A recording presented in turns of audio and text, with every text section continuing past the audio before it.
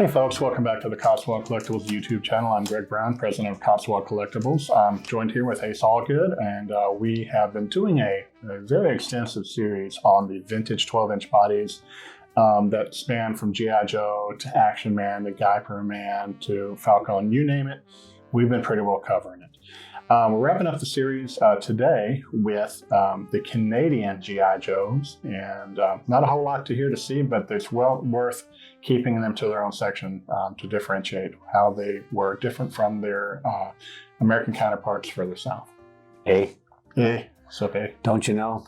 Anyway, so I don't have a full selection of Canadian figures here, but I've got a great representation, and we can talk a little bit about the differences about that.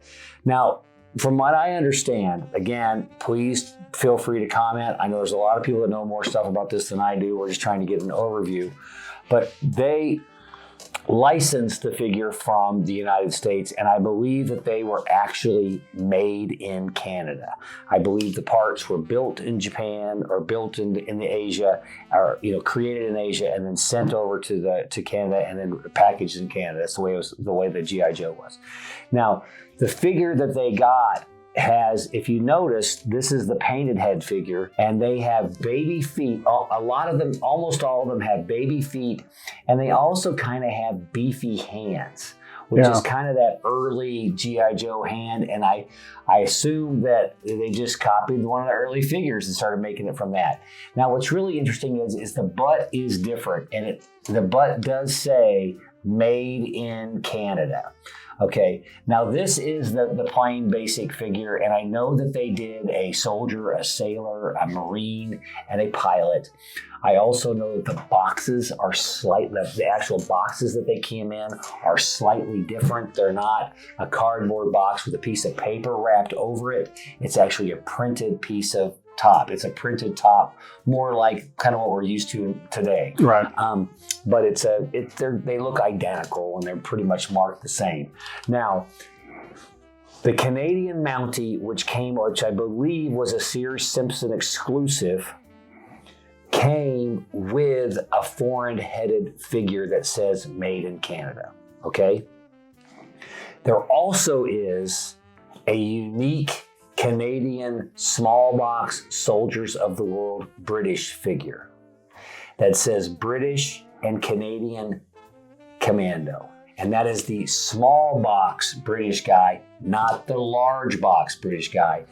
The figure is exactly identical, except it says made in Canada, and the printing on the box is slightly different. Other than that, it just has the uniform and the helmet. It doesn't have all the accessories. The insignia is the same, everything else. The insignia is the same, and all that kind of stuff. And I thought that was interesting because, a lot of Canadians went and fought for the British in World War II. Right. I'm sure there was a lot of kids whose grandpa, was that figure. And I think that's a really cool thing. Yeah, they wore the same equipment. Absolutely so.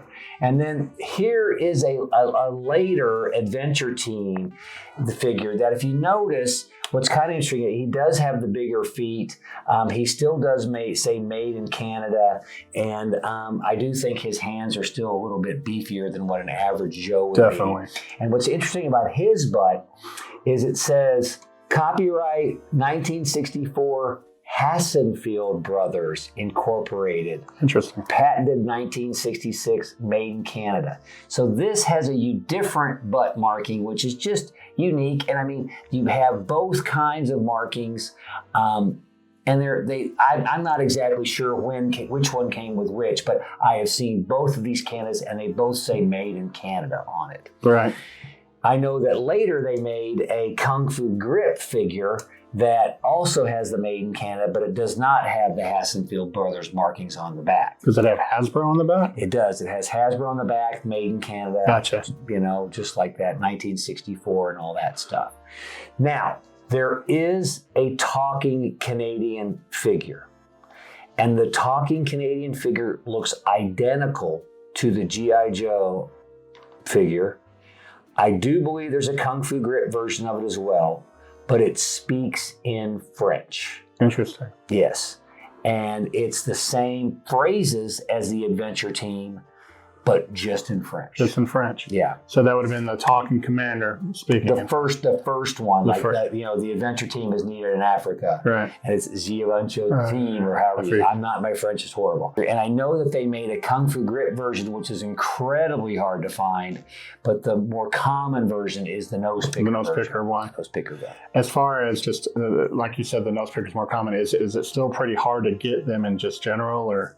Very different. I'm not sure where they were made in Canada. Were they only made in the Quebec province, or how that all worked out? Somebody else is going to know more than I do. Right. But I do know that Quebec is where the majority of the French-speaking Canadians are. I've seen the packaging that you see. You see the French packaging and stuff like that, and even some of the the mini comics, they're not in color; they're in black and white. Yeah, like if you pick up a figure set that has a Canadian version in, there's sometimes typically just a little tiny sticker that may fall off that says it has something in French that says the French version, but there will be an alternate comic book.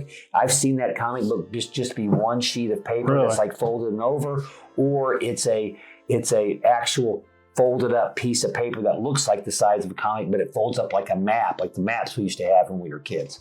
So that's a little bit tricky too. And I'm sure there are a lot of people that threw those away thinking somebody had a photocopier. Yeah, absolutely. And they look like they were photocopied. I mean, the quality of the Canadian stuff is not, of the Canadian comic books. The paperwork. Paperwork is not that great. Now, there would be alternate instruction sheets as well, and there would be a welcome, a warranty sheet that was in, and then a join, then the boots, how to put the boots on, all that kind of stuff. Now, the Canadian figures, I know this is a small sampling of them, but I do think they're unique. I think they're really fun, and I think it's just something unique to buy. And the figure boxes are also really, really cool. I will tell you. I have come across, I have a muscle body French guy, a Canadian guy, but I don't know if I don't think he's marked any different. Really? Yeah, I have him in the package, but he looks identical to the GI. Yeah, because they weren't doing the butt markings, they were doing the torso, so it just said Hasbro. Right, absolutely. Yeah, that makes sense. All right, any other comments? The foreign figure, like I said, the Canadian Mountie that had the one thing I'll say about the Mountie came in plain heads and in foreign heads. And I'm not exactly sure which set. I know that there was a window box version, there was a cardboard box version, but I know that they came in both ways. I'm sure somebody will come make a comment. Yeah. Comments below, which we welcome, by the way. We like I've said in every single video, and I'll say it in this video as well.